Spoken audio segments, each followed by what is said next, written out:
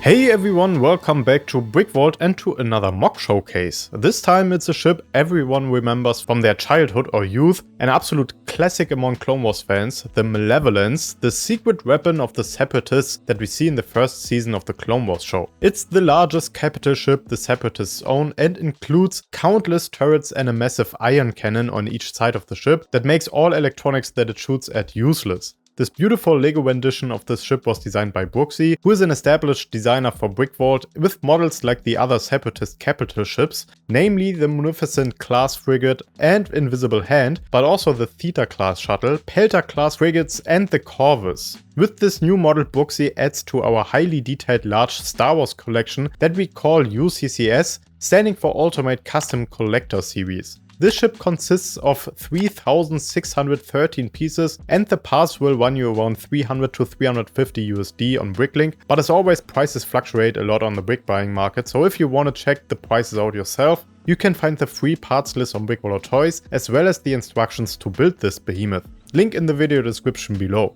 Now this build does not scale to any existing MOCS on BrickVault, it's just way too large in universe, even the other capital ships look small next to it, but that means it can be a more reasonable size. Don't get me wrong, this is still a large model, but it's significantly smaller than Bruxxy's Invisible Hand, for example, that also features a Minifig compatible interior. The Malevolence on the stand is 85 cm long, 26 cm wide and 21 cm tall, because someone commented on the last video asking for something more reasonable to compare it to get an idea about the size, like an actual minifig. Here's a minifig next to it. We got a pretty nice Lego set of it back in the day, a set that I always wanted as a teen but never got, so seeing this huge UCS style mock of it in front of me kinda feels like a full circle moment. This is just beautifully designed, especially if you go down on eye level with this thing, you can truly appreciate all the details and curves that got captured here. Starting in the front, you can see this makes good use of a ton of dark blue curved slopes. This is a pretty curvy ship in universe, so I think right now is the perfect time to make this ship. Some nice angles and sub-assemblies coming together here.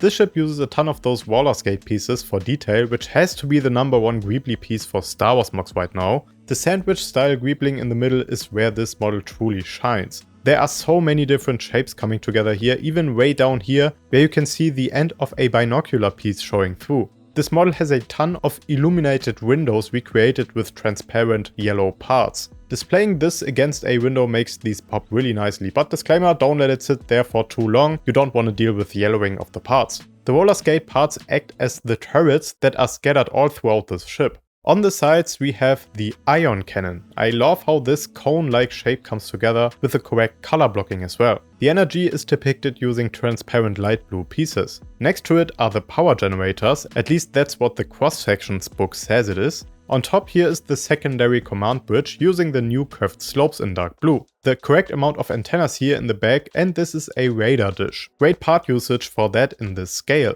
In the middle we have again some beautiful greebling that is really accurate to the real thing. It's cool how these cheese slopes line up perfectly. I'm not sure what this thing is supposed to represent in the show, if it's another power generator or a docking ring or so, but it does look accurate there, I say. A ton of curved slopes have been used, which seems appropriate for this ship. Some were left out to include greebles here. On top we have another array of antennas, and here in the back is the main command bridge. It's angled backwards, has again windows integrated with 1x1 trans yellow plates. The actual bridge is really sleek. It uses this unconventional part upside down for the front, which I thought was interesting. In the back we have all the little thrusters. Usually capital ships of this size use really big ones, but this ship uses a lot of these smaller ones, which does make more sense in my opinion, because it's not as big of a problem if one thruster fails or gets destroyed. The underside is as nicely covered up and crafted as the top.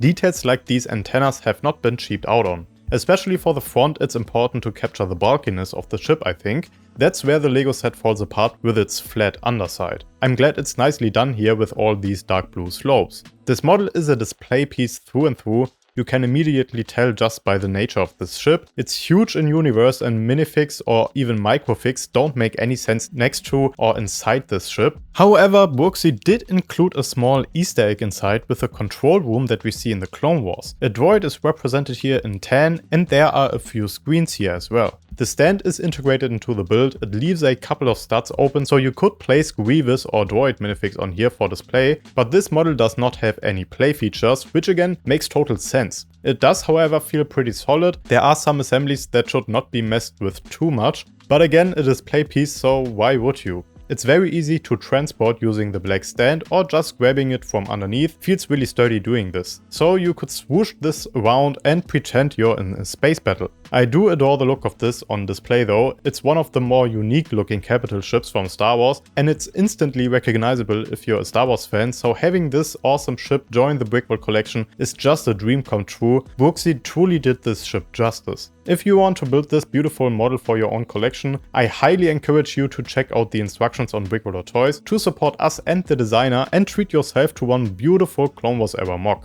If you enjoyed this look at this new custom build, make sure to leave a like and subscribe if you haven't already. Let me know in the comments what custom build you would like to see next, and I'll catch you guys in the next video here on BrickVault.